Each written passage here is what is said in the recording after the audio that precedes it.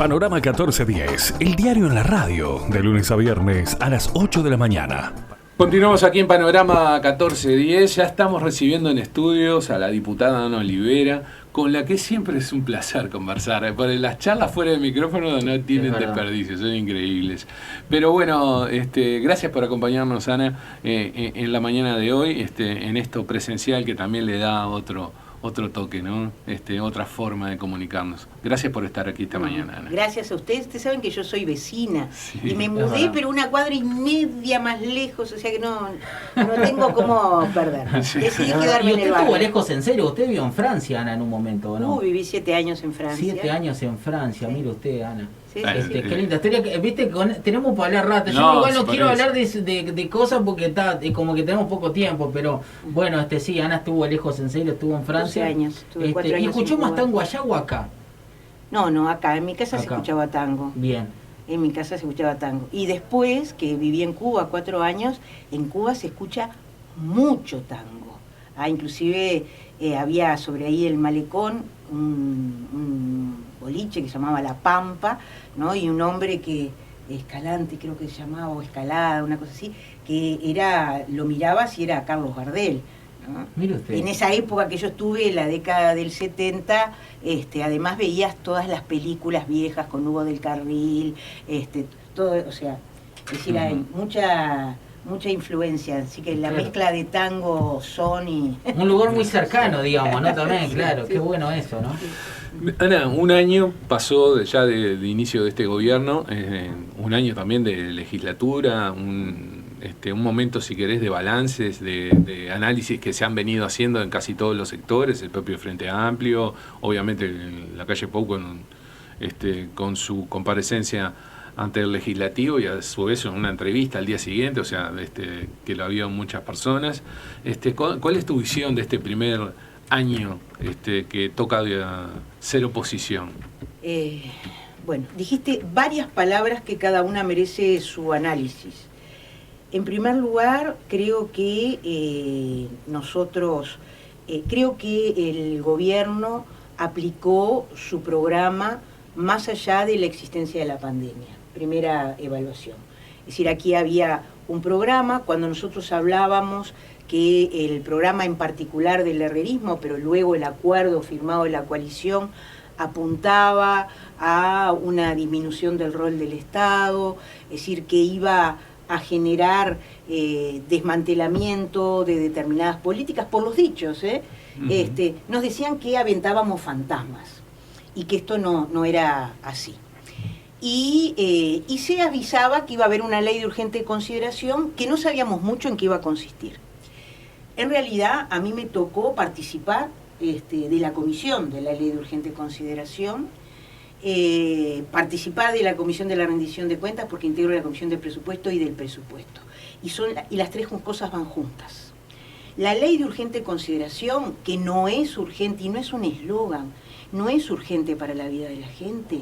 Es decir, lo que plantea son los instrumentos para poder aplicar un programa, un presupuesto, que a todas luces este año todas y todos lo vamos a sentir y mucho. Cuando nosotros argumentábamos que que dónde estaba la urgencia, que aquí eran muchas leyes juntas, aquí se modificó con la ley de urgente consideración el Código Penal, el Código Civil, el Código de la Niñez y la Adolescencia, la Ley General de Educación, 60 leyes se modificaron en una sola, ¿verdad? El senador Gandini fue muy claro. Dijo que acá la urgencia era poder aplicar el programa de gobierno y que por eso era necesario votarla.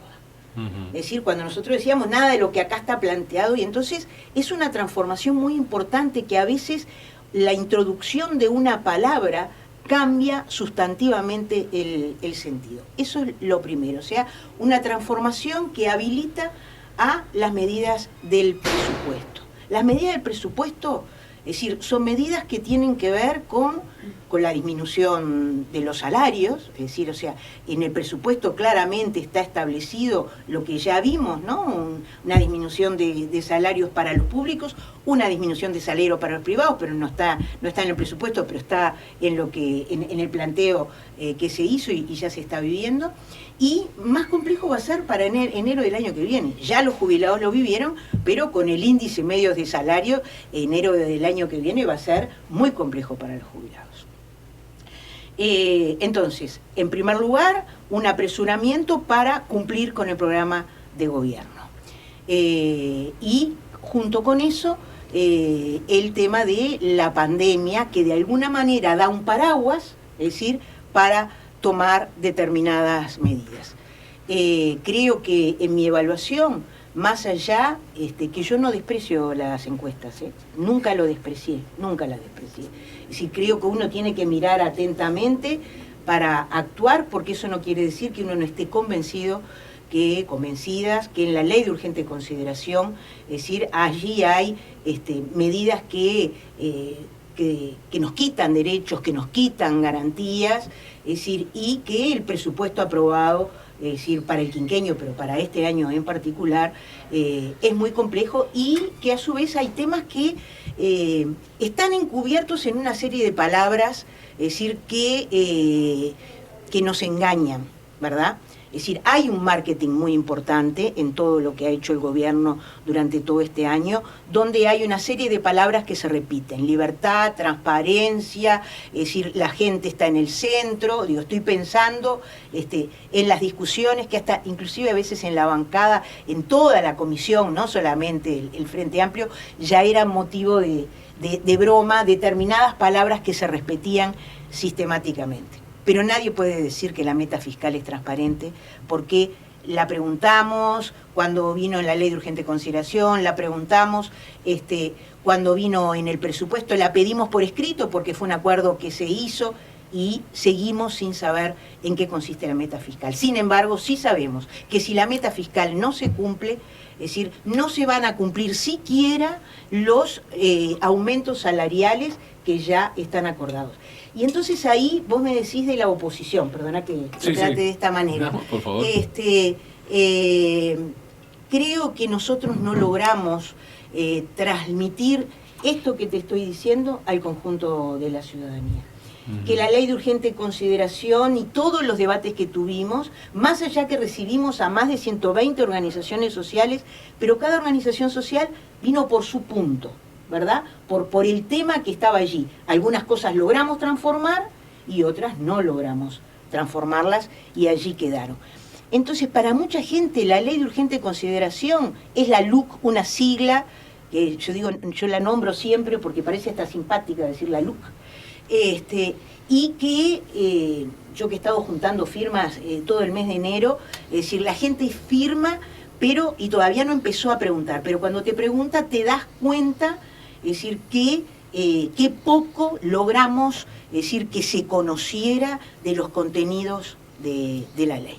Entonces ahí un primer tema, ¿no? Nosotros como oposición, por más que, lo digo porque hablé muchas veces, hice pequeños videitos sobre temas, es decir, nombré personas que no son del Frente Amplio para que se viera que aquí había retrocesos. Yo nombré mucho la comparecencia del Instituto de Derecho Penal de nuestra UDELAR, que aparte representa, como dijo su director, a todos, absolutamente todos los sectores, y por unanimidad, es decir, se expresaron en contra de los primeros 90 artículos de la ley, en relación al tema de la legítima defensa, en el tema del agravio a la autoridad, en una cantidad de temas donde dicen claramente que disminuye las garantías, en el hecho de que el indagado puede estar más horas con la policía antes de darse cuenta al fiscal. Es una cantidad de cosas que no pensamos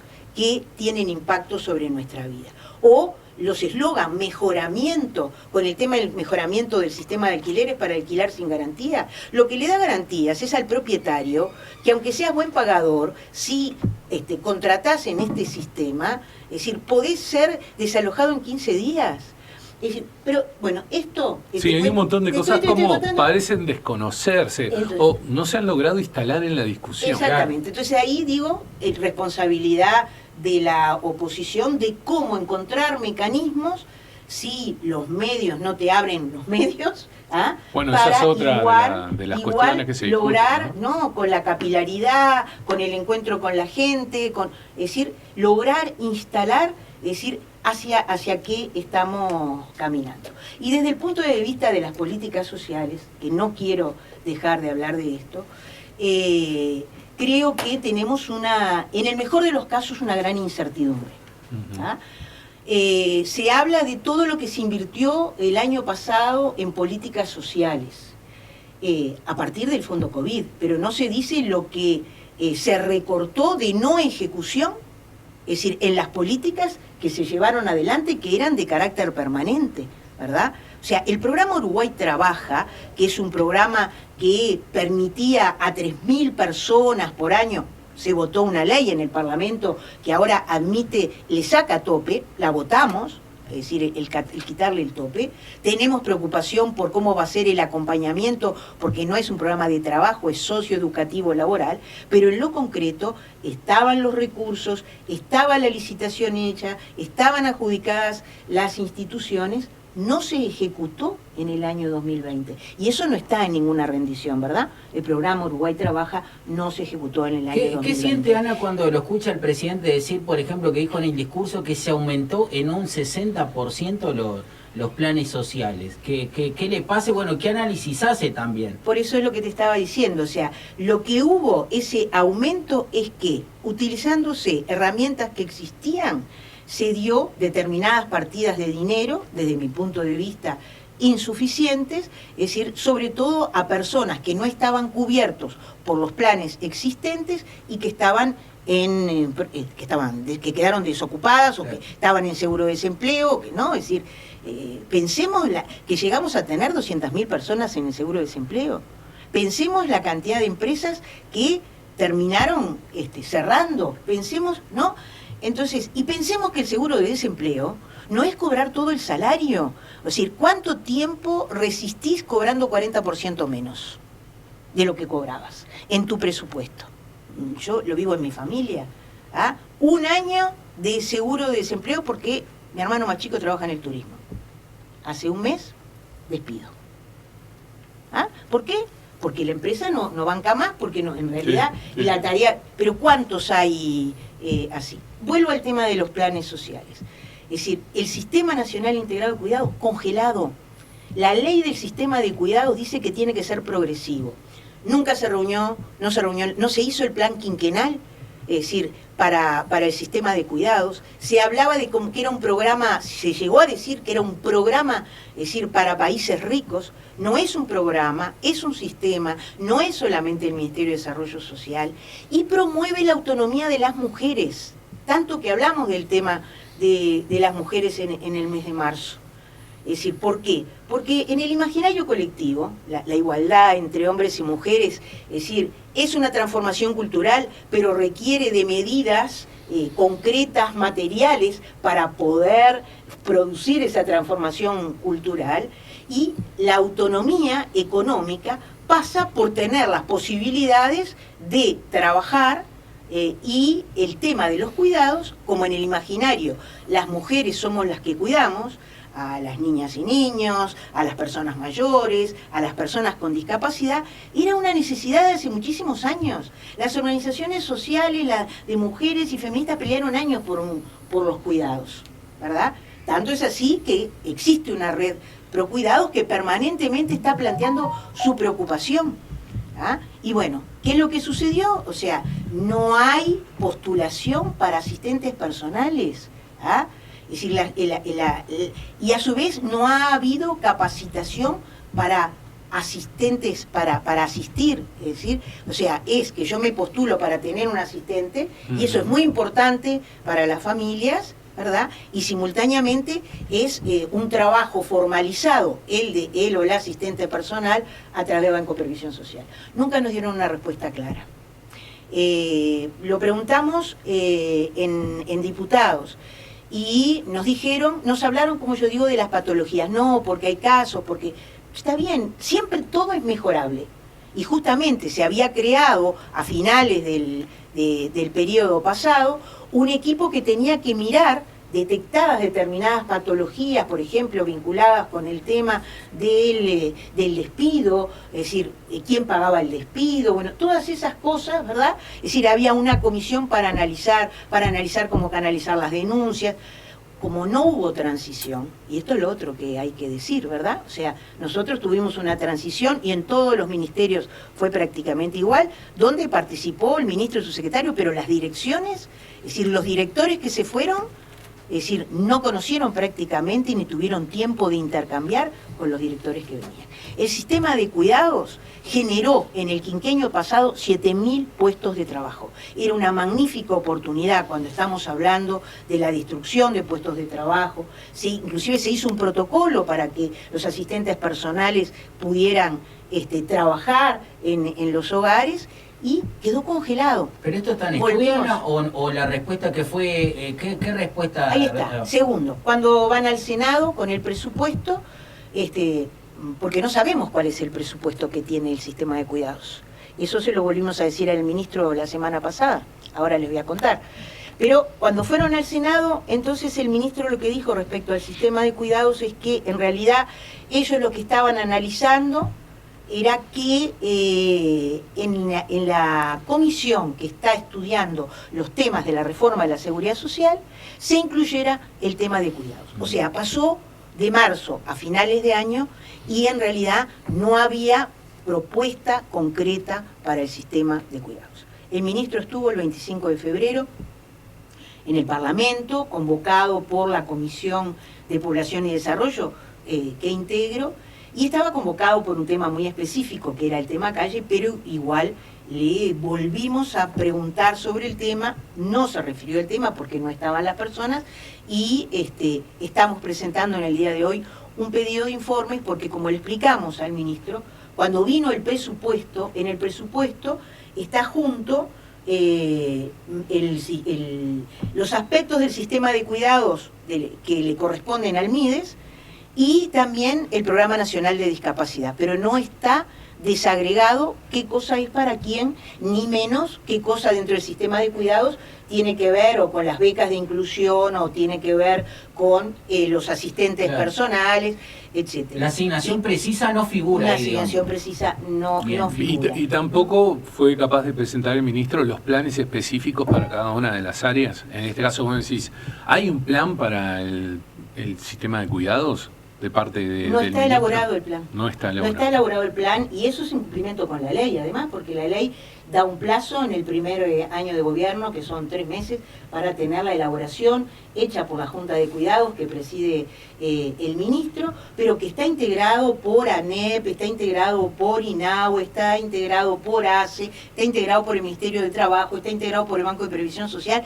Es una mirada de los cuidados de todo el gobierno nacional, pensando en una política progresiva que tiene que ver en principio con las personas con dependencia, y por eso hace un fuerte acento en niñas y niños de 0 a 3 años, hace un fuerte acento en el tema de la regulación de todo lo que tiene que ver con las conocidas casas de salud, las casas de residencia de larga estadía, y tiene que ver con este tema que yo les planteaba de los asistentes personales. Ana, y la gente que ya está trabajando o que estaba trabajando, ¿ha perdido en algunos casos esa posibilidad de trabajo ya como asistente? Bueno, eso es la otra pregunta que estamos haciendo. ¿Cuántos asistentes personales hay en este momento? Nosotros conversamos en 2 oportunidades con el sindicato de asistentes personales, que están con una gran preocupación, y por lo tanto, es decir, queremos tener respuestas concretas, ¿verdad? Porque pensamos que el Uruguay no puede perder eso en lo que fue vanguardia en América Latina. La CEPAL nos puso como ejemplo y fuimos a dar charlas en diferentes países, entendiendo que los cuidados están directamente atados a pensar las políticas hacia las mujeres como parte de la autonomía económica de las mujeres. Claro, se planteaba desde un primer momento, ¿no? Claro, la mujer era la que cargaba con el peso del cuidado de tanto niños como adultos mayores. En fin, cuando alguien se enferma, siempre la presencia femenina está. Cuando la ley de urgente consideración, mire cómo está todo atado siempre, disculpe que vaya para atrás y para adelante, nosotros discutimos mucho el tema de 3 años, porque entre las cosas que la ley de urgente consideración establece a rajatabla es que la educación inicial de 3 años no es obligatoria.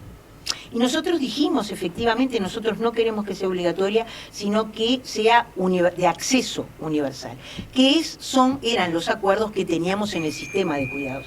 O sea que si tú tenés una niña, un niño de 3 años, en la educación pública, en ANEP, no en un sistema de jardines ni en el CAIF, tú allí tengas un cupo.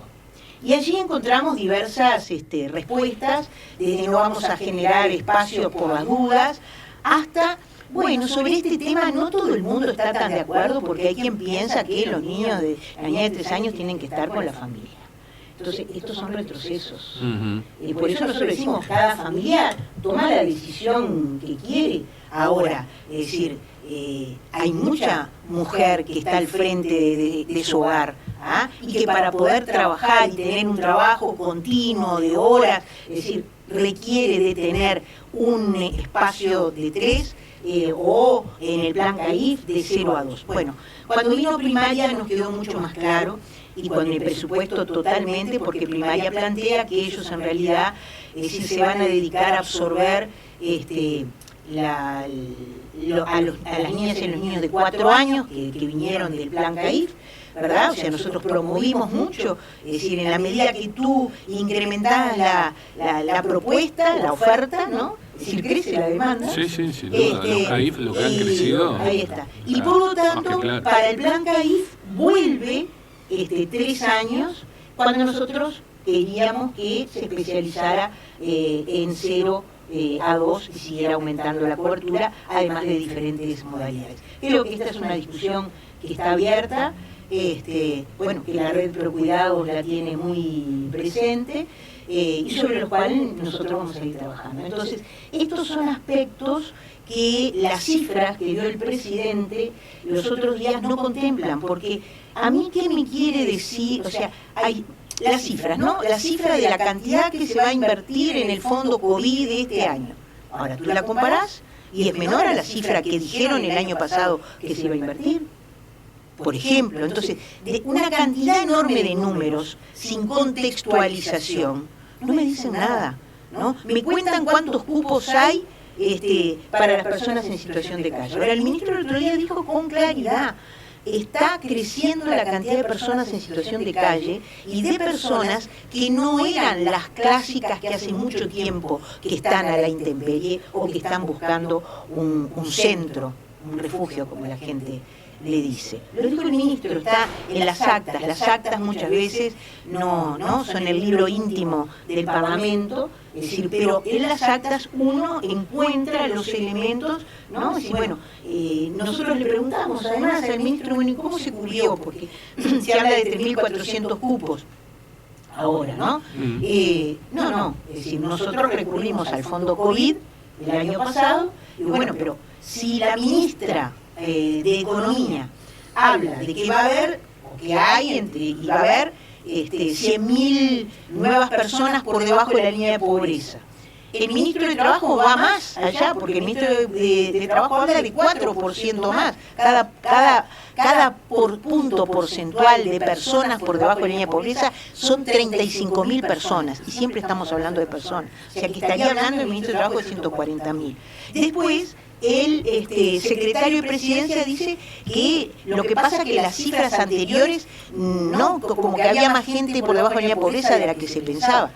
Acá nadie pone, nunca jamás en este país se pusieron en duda las cifras del Instituto Nacional de Estadística, de los técnicos que han trabajado, ni las pusimos nosotros cuando asumimos en el 2005, es decir, y en general, es decir, son de un rigor científico con el que se trabaja. Ahora, junto con todo eso es contradictorio lo que dice el secretario de Presidencia con las afirmaciones en la comisión que hizo en la comisión permanente la ministra Arbeleche y con las declaraciones al día siguiente del ministro de Trabajo. Entonces, ¿cómo vamos a cubrir a esos entre 100.000 y 140.000 personas que van cayendo en la pobreza, han caído o están cayendo en la pobreza en este año? ¿No parece razonable, Ana, que uno ante esta situación, que lo hemos venido conversando durante esta semana específicamente, de que hay situaciones, la de más gente en la calle, creo que a uno lo rompe los ojos, lo ve paso a paso? ¿No resulta en esta lógica también numérica, ¿no?, del dinero, donde se hace tanto hincapié de parte del gobierno, pensar que solucionar o intentar encontrar un camino ahora que la situación parece estar dentro de la posibilidad de control, a esperar que se exponencie de tal manera que después obligaría al Estado a tener que tomar sí o sí iniciativa y el gasto sería 3, 4 veces superior? ¿No parece razonable? O en el sentido de que, bueno, hoy tendría que gastar, sí, aumentar mis presupuestos, pero es el mal menor, digamos, ¿no? ¿Hay posibilidad de hacerle llegar ese mensaje, dialogar en ese sentido? Lo que pasa es que estamos transmitiendo este mensaje desde marzo del año pasado, hace un año. O sea, el Frente Amplio en todo este año no dejó de presentar propuestas.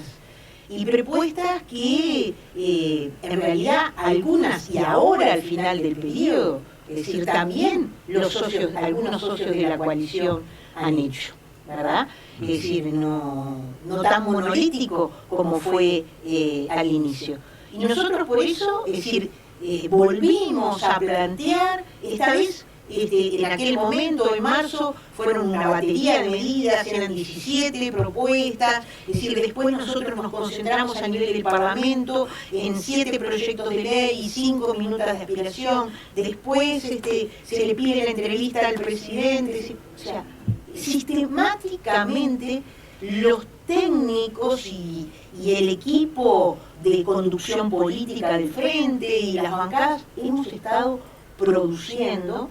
Es decir, al mismo tiempo que estabas discutiendo la ley de urgente consideración, discutiendo el presupuesto, es decir, porque es de una intensidad que tampoco para afuera se ve, ¿no? ¿Qué haces si estás ahí sentado a las 10 de la mañana hasta las 10 de la noche? Bueno, se supone que después te fuiste a las 10 de la noche, te pusiste a estudiar porque al día siguiente viene el otro ministro con sus propuestas y tenés que saber de qué se trata para poder hacer las preguntas adecuadas y entender qué es lo que estás votando o por qué no vas a votar lo que allí está. Entonces, en ese marco, igual, el Frente estuvo permanentemente cercano a la situación de la gente, cercano en las ollas populares, cercano en los conflictos, es decir, cercano tratando de fortalecer la organización y esas propuestas muchas veces fueron ninguneadas, ¿no? Es decir, bueno, ¿de dónde salen? ¿De dónde sacan la plata? Es muy fácil hacer las propuestas que están haciendo.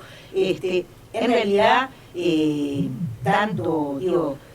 los compañeros, ustedes lo han escuchado, a Mario Vergara, a Boca Andrade, a Daniel Oresker, es decir, argumentar, ¿verdad?, cómo y de qué manera, es decir, con 2 puntos del PBI, del Producto Bruto Interno, se resolvería. En un momento en que todo el mundo dice que es el momento del Estado. ¿Ah? No es un invento de nosotros que tenemos esa cabeza estatista, no. Es decir, los diferentes organismos internacionales en el mundo están planteando que este es el momento del Estado, es el momento de que el Estado apoye, ¿verdad? Es decir, porque después es mucho, como tú dijiste muy bien, es mucho más costoso. Es decir, si ni siquiera lo querés pensar porque te preocupa la vida de las personas, ¿no? Es decir, pensarlo desde el punto de vista de lo que le sale, lo que le cuesta a la economía, es mucho más costoso. Dijera Alicia Bárcena, la secretaria ejecutiva de CEPAL, la desigualdad es ineficiente, ¿no? Sí. O la ineficiencia de la desigualdad se llama un documento, es decir, porque después, es decir, ¿cuánto te cuesta recuperar? Vos fíjate todo lo que nosotros logramos con el Sistema Nacional Integrado de Salud, porque todo está encadenado, ¿ah? Es decir, hoy hay mucha gente que se va quedando sin su trabajo. Entonces, volvemos a la desregulación del sistema. pero a su vez tiene menos recursos que los que tenía, y hay más gente que está volviendo al sistema público. Entonces todo se encadena. Claro, en realidad para funcionar óptimamente necesitaría unos 2.300 millones y tiene menos de 700 millones para este quinquenio, si no me equivoco, también con un aumento importante de la gente que vuelve a la salud pública. Exactamente, entonces no todo está articulado. Es decir, todo tiene, porque en realidad cuando nosotros pensamos el plan de equidad entre el año 2008 y el 2009, es decir, ahí estaba la reforma tributaria, ahí estaba el Sistema Nacional Integrado de Salud, ahí estaba lo que hoy dicen que fue un grave error, que fue toda la reforma jubilatoria. Ahora, las reformas tienen que ver con las personas. Es decir, ¿cuánta gente no iba a poder jubilarse fruto de la crisis del 2002 y el 2003 si nosotros no tomábamos en el 2008 y en el 2009 las medidas que tomamos? Seguramente tú no te acordás, sos muy joven, pero antes del 2008 se necesitaban 35 años de trabajo para poder jubilarse. En ese año nosotros modificamos y mantuvimos 60 años para jubilarse y 30 años de trabajo. Y entonces muchísima gente que se había quedado sin trabajo formal en el 2002, en el 2003, pudo hacerlo.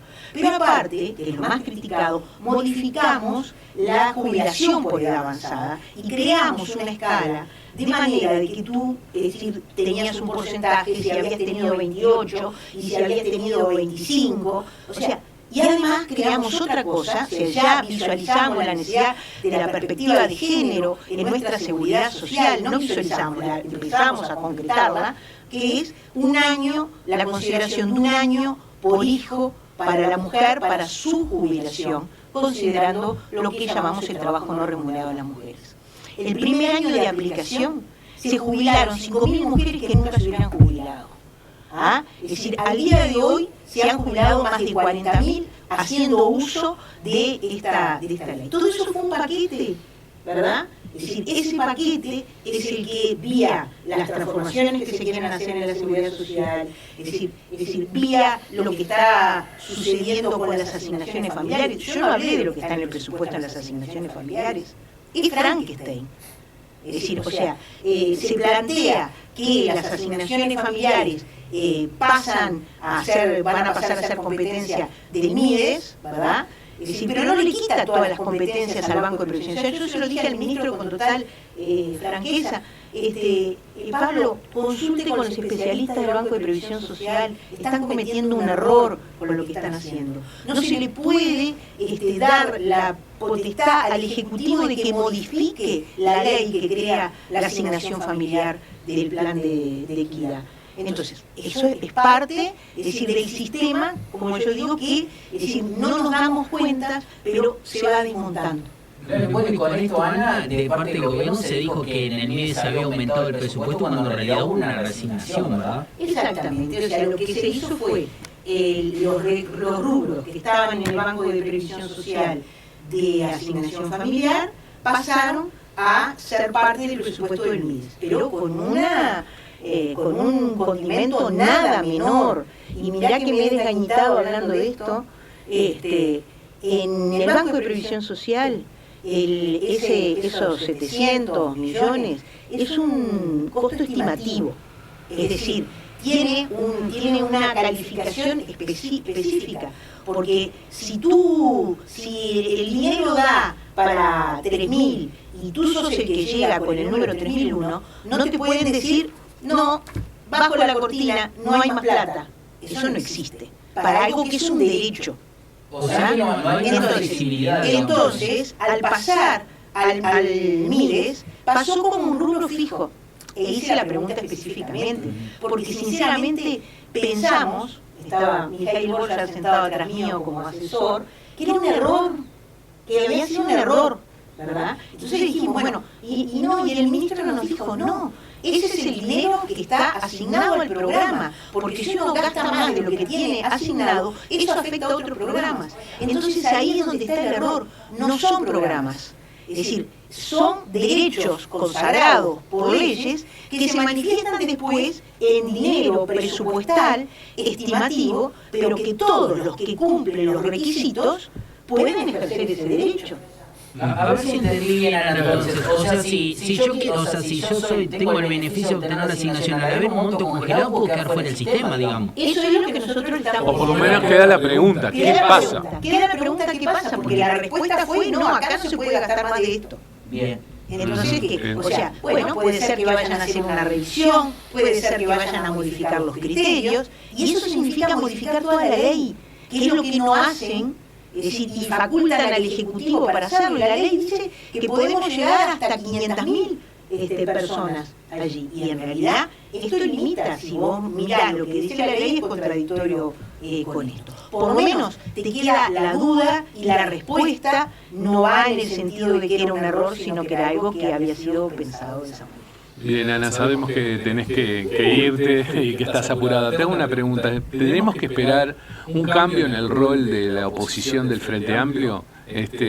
¿Se va a subir un escalón más en esto de ser un poco más agresivo, si le cabe la palabra, en llevar adelante la oposición? ¿Es lo que tenemos que esperar para este año? En primer lugar, yo creo que nosotros fuimos una oposición que quizás no fue visible, es decir, pero que dimos todas las batallas, es decir, frente a una agenda que era la agenda que te planteaba el gobierno, porque en el caso del Parlamento, ¿verdad?, nos implicó confinamiento parlamentario, digo yo. Yo digo, estuve confinada entre la luz, la rendición y el presupuesto, ¿no? 45 días te lleva a la comisión. Claro. Bueno, pero independientemente de eso, nosotros tuvimos una reunión, las bancadas de senadores y diputados con la dirección del Frente Amplio, definiendo nuestra estrategia para este año. Definimos inclusive, es decir, cuáles iban a ser nuestros ejes de actuación, es decir, el tema de la presentación de proyectos en forma permanente, y además nosotros tenemos que, más allá de la oposición pública, insisto, nosotros tenemos una enorme tarea junto con la Intersocial, junto con el movimiento sindical, con la ley de urgente consideración. Eso va a permitir llegar a 1 millón de personas, o sea, recorrer el país, hablar con la gente. Y cuando hablas con la gente no hablas solamente del artículo 1 de la ley de urgente consideración. Hablas de la vida cotidiana de las personas, porque tenés que demostrar cuánto está afectando y cuánto le va a afectar. Entonces, hay una parte de la oposición, como nosotros decimos, nosotros somos una fuerza política de carácter permanente, que busca generar ese trabajo de capilaridad. Los compañeros de los diferentes departamentos nos han planteado la necesidad de esta recorrida, sobre todo para llegar, para permear el interior profundo. Nosotros no hacemos el cálculo del almacenero, que a las firmas podríamos llegar perfectamente si miramos los votos que el Frente Amplio tuvo en octubre. Pensamos que hay que trabajarla y hay que discutir con la gente, y a su vez tenemos un año de debate político, es decir, vamos a tener nuestro Congreso, vamos a tener después nuestro cambio de autoridades. Estuvimos el plenario nacional del Frente la semana pasada, en el cual vamos a definir una estrategia que va más allá de lo coyuntural de este año, sino que nos permita, es decir, mirar más a mediano y largo plazo. Así que sí hay un intenso trabajo este año, pero quiero reivindicar que en el acierto o en el error, es decir, se trabajó y mucho el año que pasó, aunque invisibles y... En algún momento, viste cómo son las redes, ¿no? Cuando uno sigue las redes y sigue a las redes frente amplistas, a veces hay como un clamor, un deseo de más. Bueno, salgan y contesten con más fuerza. Viste que se da mucho a veces en las redes. Pero por favor, yo lo discutía acá en mi comité, bien cerquita, es decir, en febrero empezó en las redes. ¿Y por qué no llaman al ministro de Salud Pública? ¿Y por qué no? Ustedes también están de vacaciones. La Comisión de Salud, las compañeras de la Comisión de Salud, no dejaron de trabajar todo el verano. El 5 de enero vino el ministro a la comisión. Cuando estaban reclamando eso, estaba convocado Cipriani a la comisión. O sea, entonces es eso que yo te digo, que cuál es la visibilidad que tiene y que logramos de la acción parlamentaria, más allá que el Parlamento no sustituye a la fuerza política. Y entonces hay otro nivel que tiene que ver con la dirección del propio Frente Amplio y con la actuación en conjunto, que de esto es sí de lo que hemos estado trabajando hacia este año. En la última, ¿se llega candidato por consenso para la presidencia Se del va a PAN? trabajar para eso. Yo pienso que antes, tú sabes que soy de las que no digo ningún nombre, ni ninguna nada, porque creo que eso disgusta bastante al conjunto de la militancia frente amplista. Primero conquistemos las firmas, después tengamos nuestro congreso donde evaluamos, discutimos, y ahí entonces veamos si podemos llegar a un consenso. La idea del triunvirato, pregunta personal, ¿la idea de ese triunvirato que se habló, por ahí se estaba hablando también, ¿te agrada o te desagrada? En realidad no es una innovación. No, ya ha pasado. Sí. Pasó en 2 oportunidades. O sea que si sucediera que es necesario una etapa de transición, no es un disparate.